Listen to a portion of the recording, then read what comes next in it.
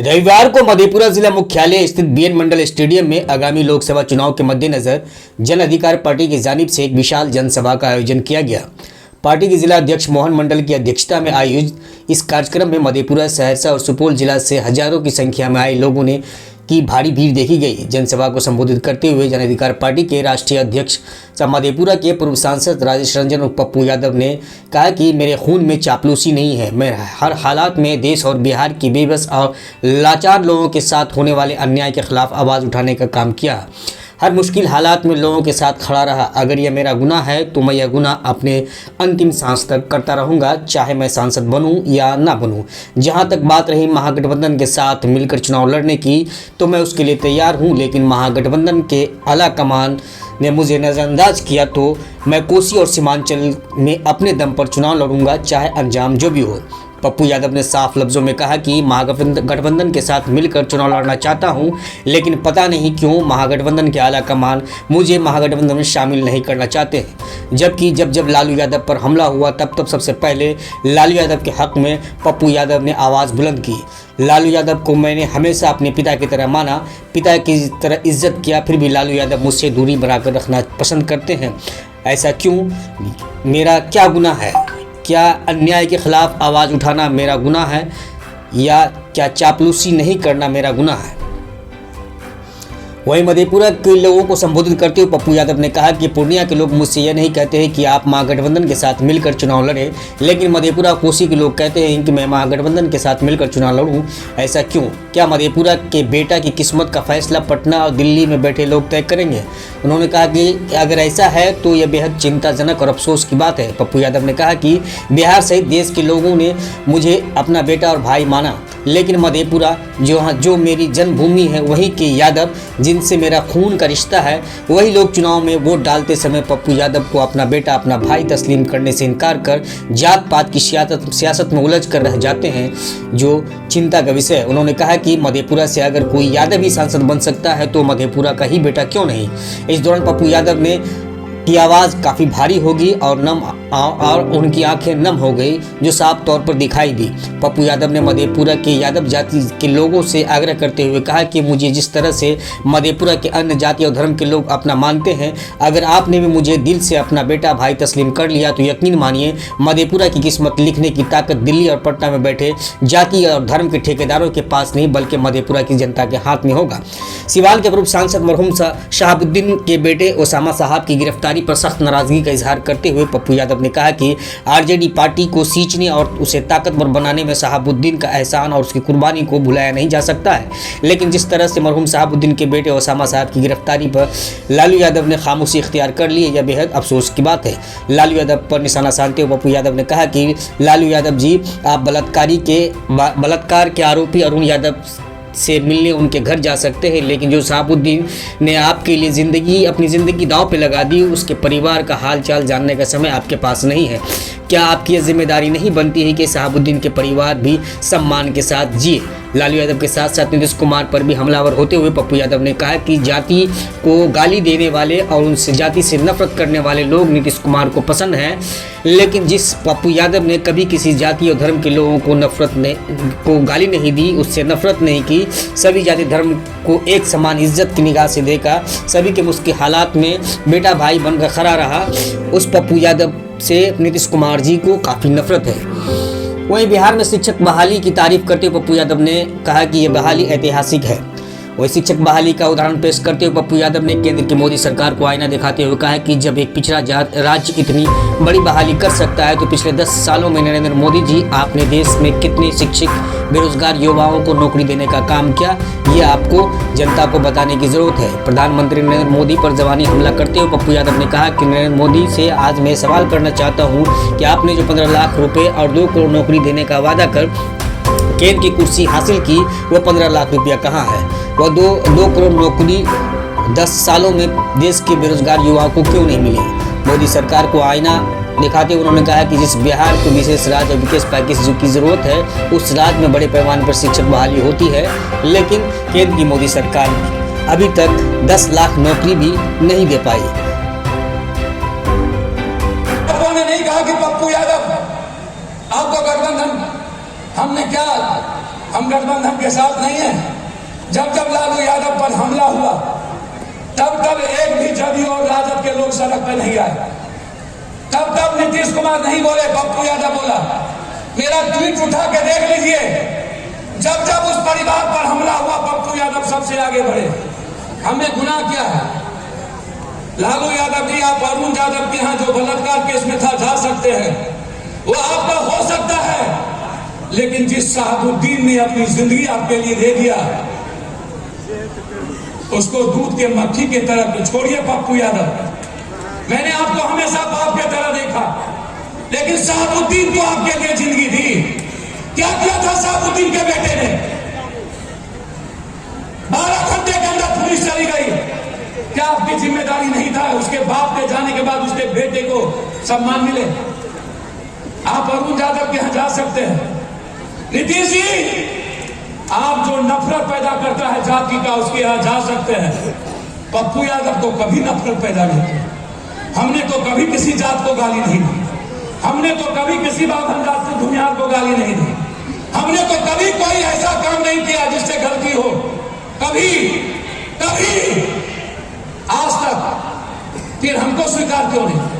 जब आप अकेले पड़े तो पप्पू यादव लाठी खाया। जब मोदी जी का हमला हुआ बीजेपी का, सबसे ज्यादा ट्वीट पप्पू यादव ने किया, सबसे ज्यादा। हमने कब कहा? मैडम रंजीत रंजन कांग्रेस में हमेशा कांग्रेस के विचारधारा के साथ हम खड़े रहे, लेकिन जब हम मधेपुरा सहरसा आते हैं तो गठबंधन के अलावा दूसरी बात नहीं सुनते। गठबंधन से आप हैं कि आपसे गठबंधन है? मधेपुरा से दिल्ली है कि दिल्ली से मधेपुरा? मधेपुरा से पटना है कि पटना से मधेपुरा? ये बताइए। छोड़ दीजिए पप्पू यादव को, हम बन जाएंगे जहां बनना होगा हमको, लेकिन अपनी ताकत का एहसास कराइए, ताकि आपकी पहचान पटना में नहीं, पटना वाले आपकी पहचान मधेपुरा में करें। बताइए मुखिया जी, पूछे आपसे पटना वाला कि बताइए आप क्या चाहते हैं? बताइए प्रमुख साहब, आपसे पूछे दिल्ली वाला। हम तो औकात बता के रखते हैं दिल्ली पटना। जब भी हम एमएलए बने हैं, जो हमने चाहा वही किया। वैशाली को लाना था लाए, हम सफर को लाना था लाए, राजधानी को लाना था लाए, 14 ट्रेन हमने चलाया। कोरोना के बाद सहरसा से लेकर के सब ट्रेन बंद हो गया। क्या यहाँ के एमपी एमएलए को हिम्मत नहीं थी? क्या ये औकात नहीं था कि ट्रेन को रोका जा सके? जानकी नगर में जानकी हमने ठहराव किया था, बंद हो गई। राजधानी का ठहराव किया था, बंद हो गई। हम तो चाहते थे पूर्णिया में उपराजधानी बने। हम तो चाहते थे पूर्णिया में किसी भी कीमत पर हाईकोर्ट का बेंच बने। सहरसा में एम्स खुले, पूर्णिया और भागलपुर में एयरपोर्ट बने, बीरपुर में एक एयरपोर्ट बने। हम तो चाहते हैं कि पूर्णिया और कोसी सीमांचल का एक भी गरीब 1,68,00,000 लोग बाहर जाते हैं मजदूरी करने। 1,68,00,000 सरकारी मुताबिक, और लगभग मौत से आते हैं। क्या ये ताकत का एहसास नहीं कराइएगा दिल्ली पटना को? मधेपुरा का भाग विधाता दिल्ली वाले नहीं, मधेपुरा का भाग विधाता यहाँ का युवा बने, यहाँ का बुजुर्ग बने, यहाँ की माँ बने, यहाँ की बहन बने, यहाँ का गरीब बने। कोई तय न करे दिल्ली पटना, हिम्मत न करे आम दिखाने की, डरे मधेपुरा से। जब आपका मंत्री को चपरासी नहीं पूछता हो, फिर आपको कौन पूछेगा? कौन पूछेगा? एक मंत्री नया में बन के आए थे सहरसा में, उनके यहाँ एक बड़ा आया तो कुछ लोग किरंदाज कर रहे थे, और अभी हाल फिलहाल उठा के जदयू के सबको छू दिया। अरे भाइयों याद रखिएगा, एक तरफ जदयू और राजद का झंडा होगा, एक तरफ पप्पू यादव का झंडा। राजद और जदयू के झंडा से ज्यादा सम्मान पप्पू के झंडा को ना मिले बिहार, और देश में मेरे पैदाइश में फर्क होगा। हम सीधी राजनीति से संन्यास लेंगे।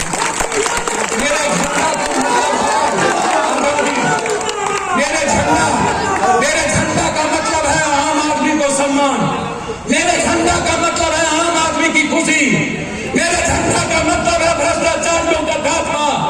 मेरे झंडा का मतलब है वीडियो और कलेक्टर राज का आतंक का मिटना। लेकिन झंडा लगाता कौन है ये बड़ा सवाल। क्या वो ड्रग्सी तो नहीं है? क्या वो हिंदू मुसलमान तो नहीं करता? क्या किसी बाभन राजपूत को गरियाता तो नहीं है? क्या किसी दलित को गरियाता तो नहीं है? क्या किसी का ठगता तो नहीं है? पप्पू यादव के लोग किसी के जेब से पैसा नहीं निकाल सकते। पप्पू यादव के लोग जात पात नहीं कर सकता। पप्पू यादव के लोग ईमानदारी से भूखा रोटी खाएगा। मैं जब हूं और मुझसे बड़ा बैंक इस देश में कोई नहीं। जिस दिन मेरे पास कुछ नहीं बचेगा उस दिन अपनी किडनी और शरीर बेच देंगे, लेकिन इंसानियत को मरना नहीं। मुझे कुछ नहीं चाहिए, मुझे भूखे रहने आता है। इसीलिए हम आज जो ये विशाल कार्यकर्ता सम्मेलन जो आप लोगों ने, जनप्रतिनिधि ने, सभी मुखिया जी, पूर्व मुखिया जी, हमारे नेता, हमारे छात्र युवा मोर्चा, हमारे युवा शक्ति, सारे सम्मानित नेता और साथियों ने मिलकर, प्रखंड अध्यक्ष, प्रखंड के पदाधिकारी, प्रखंड के नेता, दिन रात एक करके, पूर्व प्रमुख साहब, सब लोग, मैं यह ऋण जब तक जिंदा रहूंगा आपके परिवार का कर्जदार हो चुका हूं, ये मैं आपको कह देता हूं। मैं यह कर्ज इस जन्म में नहीं उतार पाऊंगा। आप हमेशा हमको अकेला जब होते हैं तो ताकत देते हैं, और ये ताकत दिल्ली पटना वाले के लिए है कि आप डरिए जनता से, आप डरिए गरीब से। आप विधानसभा में मुख्यमंत्री, मंत्री और प्रधानमंत्री बन के मत डराइए। आप जाति का गठबंधन बन के सिर्फ राजनीति मत करिए। आपको कोसी की आजादी देनी होगी, यही मेरी लड़ाई है। कोसी को विशेष स्टेटस देना पड़ेगा। हमें चाहिए कुर्सेला से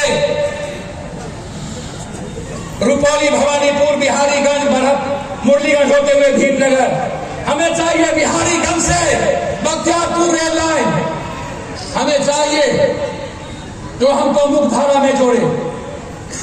हम उस लड़ाई को लड़ना चाहते हैं। दिन रात हमारे साथियों ने एक किया है। जो दूसरे दल में भी कुछ लोग थे जिनका व्यक्तिगत रिश्ता पप्पू यादव से था, वो भी चाहता है कि मेरा पप्पू जिंदा रहे। ये छोटी बात नहीं है मेरे लिए। इससे बड़ा, आपसे बड़ा भगवान कोई नहीं हो सकता। मैं सोता नहीं हूं कि आपको तकलीफ ना हो। मैं इसलिए मुझे नींद नहीं आती है कि कोई गरीब को कोई दवाई नहीं, कोई आंसू ना बहे, इसलिए मुझे नींद नहीं आता। इसीलिए मैं आज सरकार से कहना चाहूंगा, और मधेपुरा में मैं कहना चाहता हूं, यदि मधेपुरा की जनता कहेगा तो मैं पैर पकड़ने को तैयार हूं। मैं तो कहता हूं कि आप दिल्ली, बंबई, पटना से पैंच उधार लाते हैं ना, आप वैसे लोगों को एमपी एमएलए बनाना चाहते हैं जो सिर्फ अपने परिवार और अपने कमाने दौलत से बाहर नहीं निकले, जो दिल्ली पटना में दलाली करने से जिसको फुर्सत न हो।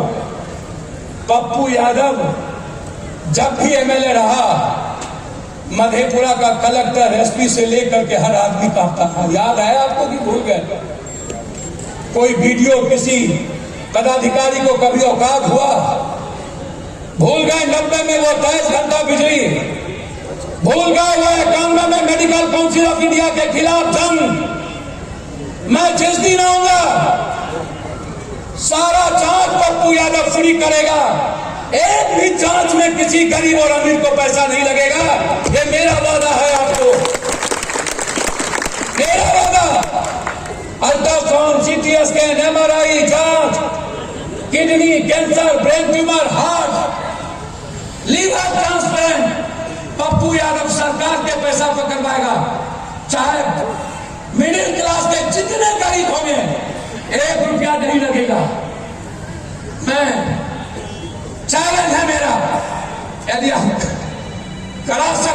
करा लीजिए, है हिम्मत तो करा लीजिए, है आपके पास, सबके पास विभाग।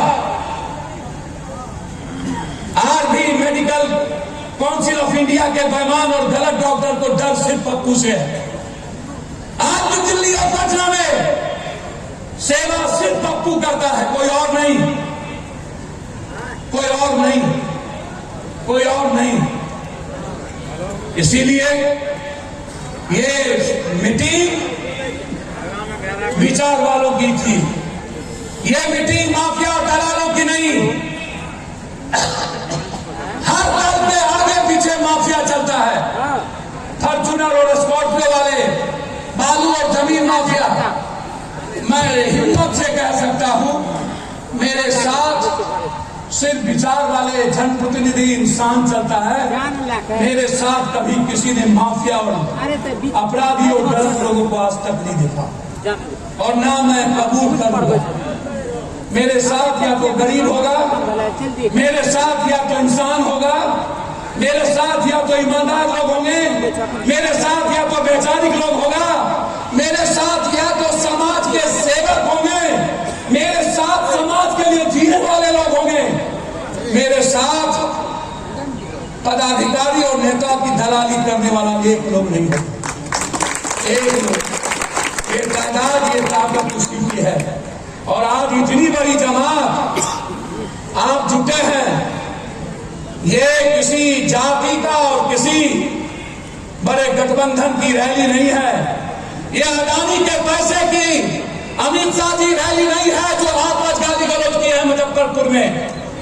मोदी जी आपका लाया हुआ भाड़ा पर नहीं है, ये मेरे बेटे का सबूत है कि पप्पू यादव बेटा है, यह मेरा सबूत है कि मैं हर घर का भाई हूं, यह मेरा सबूत है कि मैं हर घर का सेवक हूं, यह मेरा सबूत है कि मैं हर घर का आंगन का एक माली हूं। ये आपके अदानी और अंबानी का रैली नहीं है, ये मेरे जात का नहीं, इसमें आधे से अधिक दूसरे जात के लोग, गरीब लोग, दलित लोग होंगे, लाने वाले लोग हमारे समाज के मजबूत लोग होंगे, लेकिन अपने से आने वाले लोग गरीब यूथ होंगे। इसीलिए यह दिल्ली पटना से मैं आग्रह करता हूं, मैं मधेपुरा के धरती से चाहता हूं कि कोसी सीमांचल में हम आपसे ना तो कभी डरा है, ना मेरी कोई धमकी है, ना मेरा कोई आपसे सीट का शेयरिंग है। आपको यदि एक ही सीट देना है पप्पू यादव को, मैं आग्रह करूंगा आप दे दीजिए। नहीं देना चाहते हैं तय जनता करेगी। मैं आज आपके सामने कहता हूं कि मैं गठबंधन से लड़ना चाहता हूं। राजा वहां बैठे हैं, मैं तो रंग को तय उसे करना है। मैं तो तब तक इन लोगों का पैर पकड़ता हूं जब तक कि आप हमको अपना बेटा नहीं समझते हैं। जिस दिन मधेपुरा और कोसी के लोग पप्पू को बेटा समझ लीजिएगा, उस दिन मोदी क्या 1 लाख